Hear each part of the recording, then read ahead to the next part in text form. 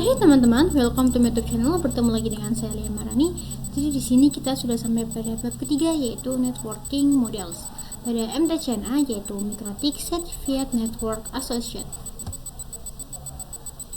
Jadi materi akan kita bahas pada networking models kali ini, yaitu ada konsep, lalu ada TCP/IP models, kemudian ada encapsulation, decapsulation, kemudian ada OSI layer model.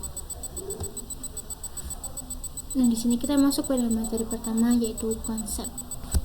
Jadi, networking model sangat berkaitan dengan jaringan komputer. Jadi, jaringan komputer mengacu pada perangkat komputer yang saling terhubung serta dapat bertukar data, berbagi sumber daya satu sama lain.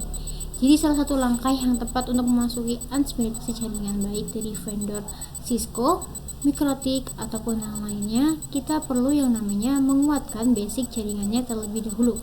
Salah satunya dengan mempelajari networking models. Nah, jadi networking models adalah suatu aturan yang mendefinisikan bagaimana kumpulan komputer agar bisa saling berkomunikasi antara satu sama lain. Nah, untuk terjalannya proses pertukaran data tersebut diperlakukannya antara yang mendefinisikan bagaimana kumpulan komputer agar bisa saling berkomunikasi. Nah, aturan tersebut yang dinamakan dengan networking models. Jadi bagaimana setiap vendor dapat saling berkomunikasi dengan open standard networking yang tersedia. Jadi nanti vendor menggunakan networking model yang sama agar bisa saling berkomunikasi. Nah, untuk saat ini open standard networking model yang tersedia dan terkenal ada dua, yaitu TCP/IP, kemudian ada model TCP model dan OSI model.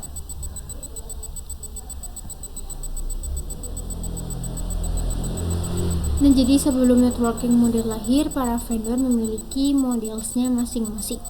Nah, pada tahun 1974, IBM membuat networking model yang bernama SNA, yaitu System Architecture Network. Maka ketika setiap vendor memiliki modelsnya masing-masing, maka akan kesulitan untuk berkomunikasi antar vendor. Nah, makanya terciptalah networking models agar setiap vendor bisa saling berkomunikasi satu sama lain. Dan di sini terdapat OSI models yang dibuat oleh ISO, yaitu International Organization for Standardization. Kemudian ada TCP/IP models yang dibuat oleh DOD, yaitu Department of Defense. Nah, saat ini networking model yang sering digunakan yaitu TCP/IP model. Di sini after open networking model exists, each vendor create their own networking model, then can communication each other. After open networking model exit, all vendor use same networking models, which is TCP/IP. Jadi setelah beberapa vendor ini memiliki model yang sama, di sini pada vendor satu memiliki model TCP/IP, IBM TCP/IP, kemudian vendor 2 TCP/IP, maka mereka bisa saling berkomunikasi. Nah, jadi TCP/IP model ini merupakan salah satu jenis model yang sedang ramai digunakan saat ini, teman-teman. Meskipun OSI model juga banyak yang digunakan di kalangan sekarang, tapi fungsi dari kedua model ini sama ya. Nah, di sini jadi TCP/IP ini mendefinisikan suatu protokol agar antar komputer, utamanya yang berbeda network itu, bisa saling berkomunikasi. Jadi TCP/IP memiliki layer dan juga OSI model juga memiliki layer. Kalau yang OSI model itu dia memiliki 7 layer, sedangkan TCP/IP ini cara komunikasi TCP/IP terdiri dari 4 layer, namun penerapan dalam ruang network TCP/IP model lebih mudah untuk dibagi menjadi 5 layer. Nah, di sini pada modul bahwa networking model adalah sebuah model atau referensi dalam pengembangan dan pemahaman komunikasi data pada jaringan komputer. Nah, jaringan komputer sendiri itu adalah sesuatu yang rumit dan kompleks, baik itu dari perangkat-perangkatnya, media penghubungnya, sampai pada aplikasi yang berjalan di dalamnya. Dan perangkat-perangkat tersebut biasanya diproduksi oleh vendor yang berbeda-beda. Nah, di sini bagaimana caranya untuk membuat networking model. Nah, caranya adalah dengan membuat beberapa lapisan fisik hingga non-fisiknya. Pada setiap lapisan tersebut kumpulan-kumpulan aturan yang harus diikuti oleh setiap komponen agar dapat saling berkomunikasi dengan komponen yang lainnya. Dengan demikian, kita tahu bahwa tujuan dari networking ini adalah sebagai acuan aturan yang harus diikuti oleh pembuat perangkat atau yang disebut dengan vendor. Menjadi acuan perangkat itu biasa disebut dengan protokol. Dan di sini terdapat layer pada TCP/IP model. Nah, layer sendiri adalah aturan pada setiap komputer. Di balik akses YouTube yang kita tayangkan itu sangat cepat. Dengan sangat tidak ada error-errornya, terdapat proses pada layer di setiap networking modelsnya. Nah, kemudian kita masuk pada TCP/IP application layer. Nah, application layer ini berfungsi sebagai antarmuka dengan aplikasi, mengatur bagaimana aplikasi dapat mengakses jaringan dan kemudian membuat pesan-pesan berskala. Di antara contoh service dari application layer itu seperti ada HTTP, POP3, POP3, ada SMTP, ada IMAP, SSH, dan lain sebagainya. Nah, TCP itu digunakan ketika kita mengakses suatu web server. Di sini contohnya ketika kita mengakses web server, kemudian akan direply oleh web servernya itu yang berisi HTTP header, data, mulai data, more data, dan more data, dan lain-lain sebagainya. Misalkan di sini pada web server akan konfirmasi oke. Itu menandakan requestan kita berhasil dan ataupun sebaliknya yang akan di request oleh klien ini. Nah, jadi fungsi dari transport layer adalah menyajikan atau memberikan service ke application layer atau transfer data. Kemudian transfer layer terdapat dua protokol yang sering digunakan, yaitu TCP dan UDP. Salah satu mekanisme yang tersedia oleh transport layer khususnya pada TCP itu adalah error reconciliation. Nah, jika sebelumnya web akan request ke klien yang berisi HTTP, sedangkan pada transport dia akan ditambah dengan beberapa data dan juga respon. Di transport layer, HTTP header akan ditambahkan TCP header yang nantinya dibungkus menjadi beberapa segmen, kemudian akan dikirim pada perangkat jaringan. Nah, masalahnya bisa saja respon dari websitenya itu error. Maka dari klien harus melakukan requestan ulang, barulah data dapat terkirim dengan baik. Namun kalau UDP nggak peduli. Jadi kalau di klien merequest ke web server, kemudian web server mereply dengan HTTP hidden, kemudian terdapat paket yang hilang, maka UDP tidak peduli atau bodo amat. Dia tetap kirim requestan ke klien. Kalau di TCP itu terdapat error recovery mechanism. Contoh TCP ketika nonton video YouTube. Setelah itu error atau lag, maka akan melakukan pengulangan requestan dia baru bisa. Jadi di sini kita masuk pada TCP/IP network layer. Untuk network layer ini hanya terdapat satu contoh, yaitu IP. Dan IP menyediakan dua fitur yang sangat penting, yaitu addressing dan routing, yang dimana berfungsi menangani konektivitas dan pemilihan jalur.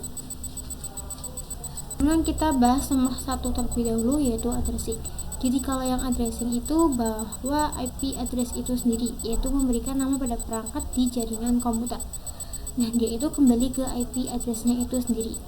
Dia memberikan nama karena pada setiap jaringan komputer itu memerlukan alamat unik di jaringannya tersebut. Jadi IP digunakan untuk berkomunikasi antar perangkat jaringan. Di sini ada IPv4 dan IPv6. IPv4 ini berpengalamatan 32 bit. Nah, IPv4 itu dibagi menjadi 4 blok. Setiap bloknya itu ada 8. Udah pada IPv6 ini pengalamatannya ada 128 bit. IPv4 dibagi menjadi 8 blok, setiap bloknya ada 16 unit. Kemudian kita masuk pada routing. Routing sendiri adalah salah satu fitur yang disediakan pada IP di bagian network layer yang bekerja layaknya kantor pos, mencari rute tercepat untuk sampai tujuan. Nah, routing ini berhubungan dengan router karena berfungsi untuk menghubungkan perangkat komputer yang memiliki network yang berbeda. Kalau yang sama itu biasanya switch. Di sini contohnya, di sini misal kita ingin mengirimkan surat ke A dan ke B melalui kantor pos, dan nanti kantor pos tersebut akan mencari rute tercepat agar surat itu cepat sampai ke A dan ke B. sama halnya dengan router yang bekerja layaknya kantor pos. Kemudian kita masuk pada TCP/IP, data link layer, dan physical layer. Data link layer mendefinisikan protokol yang dibutuhkan pada physical layer. Apa sih itu physical layer? Jadi physical layer ini mendefinisikan cabling pada suatu jaringan komputer, mendefinisikan secara fisik apa yang digunakan untuk menghubungkan antar device. Misalnya punya beberapa perangkat kemudian ingin dihubungkan, maka bisa menggunakan wired yang menggunakan kabel atau wireless yang tanpa kabel. Kalau wired yang menggunakan kabel biasanya memakai kabel UTP, sedangkan yang tanpa kabel biasanya memakai gelombang elektromagnetik. Lalu kemudian kita masuk pada encapsulation and decapsulation. Encapsulation itu proses membungkus data dengan header pada data di setiap layernya. Kita bisa lihat gambar di sini. Di sini bermula pada application layer ada data, kemudian akan ditambah dengan transport TCP header yang disebut dengan segmen 1 network, kemudian ditambah dengan IP yang disebut dengan IP packet data link data layer. Kemudian jika ingin dilanjutkan ke physical layer, maka akan sudah berbentuk bit. Bit itu yaitu 0.1.0.1. Nah, jika sudah sampai pada physical layer, lalu pada resolver proses ini disebut dengan decapsulation. Jadi decapsulation merupakan perubahan dari bit agar menjadi data lagi, nantinya akan dihapus satu persatu dari frame. Nah, data link sampai berbentuk dengan datanya semula. Kemudian kita masuk pada OSI model konsep.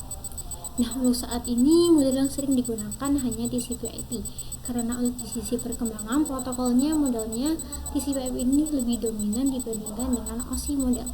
Namun OSI layer biasa dipelajari karena mudah dipahami. Nah, sebelum networking model ada, setiap vendor membuat atau memiliki networking modelnya masing-masing. Karena setiap vendor memiliki networking yang berbeda-beda, maka komunikasi antar vendor itu sulit dilakukan. Jadi usaha untuk membangun suatu jaringan komputer sangat besar.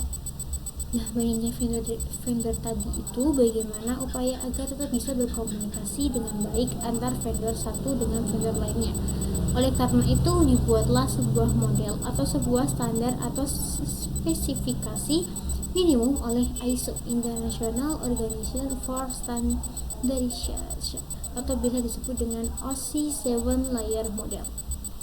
Dan jika sebelumnya pada TCP/IP model memiliki sekitar 5 layer, kalau di OSI ini hanya memiliki 7 layer saja. Kalau di OSI model dipecah menjadi 3, berbeda juga pada name-nya. Kalau di TCP/IP name-nya seperti segmen, frame. Kalau di OSI disesuaikan dengan layernya. Misalkan layer 1 itu disebut dengan L7PDU. Kemudian di sini ada lower layer, itu berkaitan dengan user interface, data formatting, dan communication session 1 sampai 4.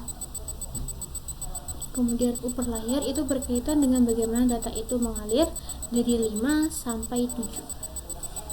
Dan jadi perbedaan dari OSI model dan TCP/IP model, keduanya ini punya fungsi yang sama. Namun perbedaannya hanya pada application. Pada OSI model lebih rinci karena dipecah menjadi 3 bagian.